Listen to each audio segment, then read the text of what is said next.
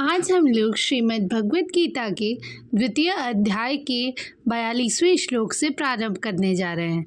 पिछले वीडियोस में हमने 41वें श्लोक तक खत्म कर लिया था, जिसमें हम लोग देख रहे थे कि भगवान कृष्ण भावना भावित व्यक्ति के बारे में बता रहे हैं कि जो उस पद पर चलता है, चाहे उसकी अल्प प्रगति भी क्यों ना हो, वो महान होती है। और वो ये बता रहे थे कि इस मार्ग पर चलने वाले लोग दृढ़ रहते हैं और जो भी अपने लक्ष्य के लिए दृढ़ नहीं होते, उनकी जो बुद्धि है वो बहुत तरह की शाखाओं से लिप्त रहती है। जिसके पश्चात ओम श्री परमात्मने नमः अथ द्वितीयोऽध्यायः। श्री भगवानुवाच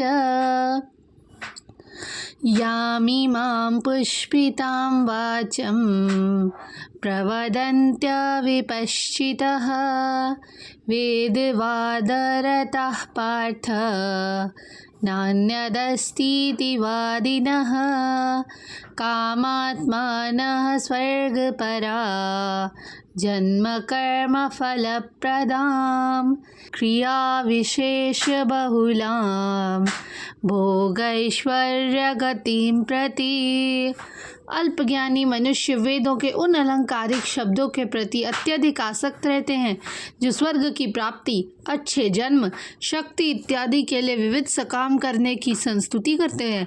इंद्रिय तृप्ति तथा ऐश्वर्यमय जीवन की अभिलाषा के कारण वे कहते हैं कि इससे बढ़कर और कुछ नहीं है। साधारणतः जितने भी लोग बहुत ज़्यादा बुद्धिमान नहीं होते हैं, वो ज्ञान के कारण वेदों के कर्म कांड का भाग में बताए गए सकाम कर्मों के प्रति ज़्यादा आसक्त होते हैं। वो स्वर्ग में जीवन का आनंद लेने के लिए इंद्र तृप्ति कराने वाले प्रस्तावों से ज़्यादा और कुछ भी नहीं चाहते। जहाँ पे मदिरा और तरुणी उपलब्ध हो, जहाँ भौतिक ऐश्वर्य सर्वसामान्य हो। वेदों में स्वर्ग लोक के पहुँचने के लिए बहुत सारे यज्ञ के संस्तुति मिल जाते हैं, जिनमें ज्योतिष्टोम यज्ञ प्रमुख है। वास्तव में वेदों में बोला गया है कि जो स्वर्ग जाना चाहता है उसे यज्ञ संपन्न करने चाहिए, और अल्पज्ञानी पुरुष सोचते हैं कि वैदिक ज्ञान का सारा अभिप्राय बस इतना सा ही है।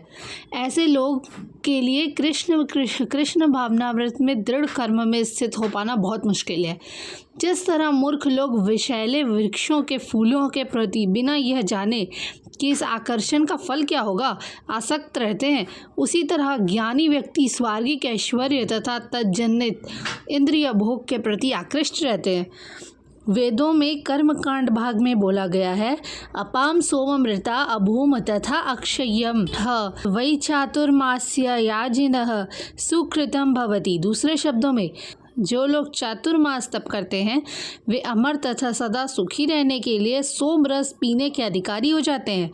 यहाँ तक कि इस पृथ्वी में भी कुछ लोग सोम रस के लिए अत्यंत इच्छुक रहते हैं, जिससे वे बलवान बने और इंद्रिय तृप्ति का सुख पाने में समर्थ हों। ऐसे लोग जो हैं वो भवबंधन से मुक्ति में कोई भी श्रद्धा नहीं रखते और उन्हें वैदिक यज्ञों की तड़क भड़क में ही विशेष आसक्ति होती है। वो सामान्यतया विषयी होते हैं और उनको जीवन में स्वर्गिक आनंद के अतिरिक्त और कुछ भी नहीं चाहिए होता है। कहते हैं कि स्वर्ग में नंदन कानन नाम का एक बहुत तरह के उद्यान हैं, जिनमें सुंदर देवी स्त्रियों के संग और प्रचुर मात्रा में सोम रस होता है। ऐसा शारीरिक सुख निसंदेह विषयी ही है, इंद्रिय तृप्ति के लिए है। इसलिए वो लोग हैं जो भौतिक जगत के स्वामी बनकर ऐसे भौतिक अस्थायी सुख के प्रति आसक्त हैं। जिसके पश्चात भोगैश्वर्य प्रसक्तानां दयापर्हितचेतसां व्यवसायात्मिका बुद्धि समाधौ न विधीयते। जो लोग इंद्रिय भोग तथा भौतिक ऐश्वर्य के प्रति अत्यधिक आसक्त होने से ऐसे वस्तुओं से मोहग्रस्त हो जाते हैं, उनके मनों में भगवान के प्रति भक्ति का दृढ़ निश्चय नहीं होता। समाधि का मतलब होता है स्थिर मन। वैदिक शब्द कोश निरुक्ति के अनुसार सम्यक अधीयते अस्मिन्नात्मत्वयाथात्म्यम। जब मन आत्मा को समझने में स्थिर रहता है और उसे समाधि बोलते हैं।